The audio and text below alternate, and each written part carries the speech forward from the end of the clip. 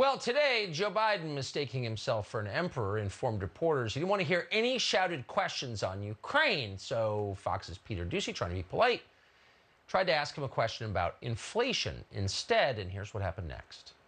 Do you think inflation is a political liability? That's a great asset. More inflation. What a stupid son of a bitch. What a nasty old man. Our Peter Doocy went on TV shortly after that, took it in stride. He's no Jim Acosta. He said, quote, "Nobody has fact-checked Joe Biden yet and said it's not true." Biden, for his part, doesn't even remember saying it. Thousands of Americans gathered in the nation's capital over the weekend to protest against vaccine mandates. Here's what it looked like. If you know it's true, put your hands up. This is a war on religion. This is a war on the children.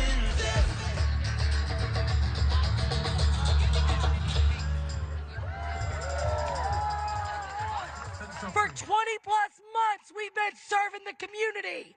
And now we are asking you to join ranks with the red line and fight these mandates with us. You have the freedom to determine what happens to your body. That is your sole possession. In many ways, it's the only thing you really have. Or used to have. That was Dr. Peter McCullough. He was one of several physicians who spoke today at a Senate panel called COVID-19 A Second Opinion, something we've needed for an awfully long time. Dr. Robert Malone, one of the people who worked on mRNA technology very early, also spoke. Here's what he said. These vaccines are designed for the original Wuhan strain, but are mismatched for Omicron. They do not prevent infection, viral replication, or spread to others. In other words, the vaccines are leaky, they have poor durability, and even if every man, woman, and child in the United States were vaccinated with these products, they cannot achieve herd immunity. Right, so that's not an opinion. The numbers are very clear about that. Why is no one saying that? Why is anyone who does say it censored? What the hell is going on here? Senator Ron Johnson serves Wisconsin. He's one of the very few people in the entire U.S. Congress who's willing to ask that question. He organized today's COVID panel. He joins us tonight. Senator, thank you for coming on and for doing what you did today. What stuck out? What did you learn today? Well, you know, I actually sought out a second opinion very early in the pandemic, so I've been connected to this global network of eminently qualified doctors and medical researchers and scientists that have just had a different opinion on the coronavirus, on the disease, on the vaccines, on our response. And I'm hoping what the American public learned, those that watched it, is that these eminently qualified individuals have a different approach, a different opinion that's not as divisive, isn't as insane as our approach has been, and quite honestly, isn't as deadly. Anybody that looks at our response, you know, mismanaged by Anthony Fauci, has got to take a look at the fact 889,000 Americans are dead. We rank 22nd in terms of deaths per million, over 2,600. Sweden is, I think, in the 70s at 1,500. So the fact of the matter is we should have been exploring and researching early treatment, and I certainly learned from doctors who've been treating, having the courage and compassion to treat COVID, that it's an entirely treatable disease. Probably hundreds of thousands of people lost their lives that didn't have to. But I also hope that people start looking at that if you're going to get a second opinion, go to a doctor who actually has the courage and compassion to treat COVID, as opposed to those that sit in their ivory towers or in their bureaucratic offices, never see a patient, but just make all these pronouncements, say they are science as they ignore science. May I ask, this is maybe a longer answer than the minute we have, but have you reached a conclusion on why from the very beginning they have discouraged treatment of the disease and basically told people wait till you're almost dead to show up at the hospital? Is there any explanation for that?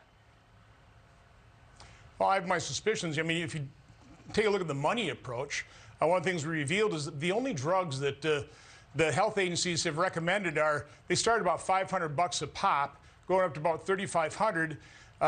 All novel drugs produced by the pharma companies, whereas the ones that they've trashed that have decades worth of very good safety profiles, they completely ignored, but these things are often pennies a dose. You go figure that. It's unbelievable. Senator Ron Johnson, a brave voice on this question. Thank you. Thanks for having me on. Well, here's one of the sadder stories. Wish we did more of these. Scott Duncan is a fighter pilot. He's Lieutenant Colonel in the United States Marine Corps. He has filed a religious exemption to the military's vaccine mandate. It has not been approved. Right now it's on appeal. So far, the U.S. military has issued just 2 religious exemptions total. If Mr. Duncan's appeal does not succeed, he will be discharged from the military. The military will likely lose hundreds of experienced pilots due to this mandate. Lieutenant Colonel Scott Duncan joins us tonight. Colonel, thanks so much for coming on. And I think of the experienced pilots that the U.S. military, the Marine Corps, this country stands to lose. You've got to be, in the top quartile for experience. I think you've flown over 300 combat missions, over 200 carrier landings. You got to kind of wonder who at the military is prioritizing a vaccine over that kind of experience defending the country. But what's your conclusion? Well, thank you, sir.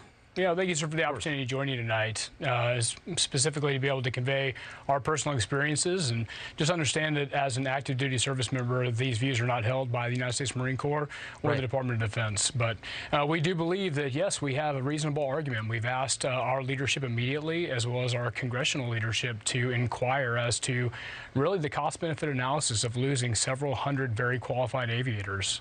The average time and grade for those aviators is 14 years. And also to just consider the second and third order effects and consequences of what they have to offer. I'm not unique in my situation. There are many incredibly qualified individuals with a tremendous amount of experience, and we believe that that could be a detriment to national defense in the event we separate that many aviators. Yeah, I mean, you could make a lot more flying corporate or for the airlines than you're making now, you and all the rest of these guys. So you got to think you're doing this for a reason, a noble reason. Let me ask you about the grounds of the exemption that you're requesting. It's a religious exemption. Yes, sir. Well, how would you characterize the problems that you have with the vaccine?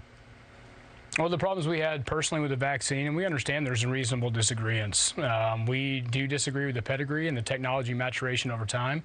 That's one issue. The other is just a conviction by the Holy Spirit, and I believe we are led in that fashion, and we do not have any peace about the vaccine itself. And we also believe that we have an inherent right to our own body. We believe that that is a right that is conferred on us from a maker and creator, and that is the foundation of the Constitution with which we defend. So those were all the basis primarily of the religious accommodation that has been both requested, denied, and then subsequently appealed.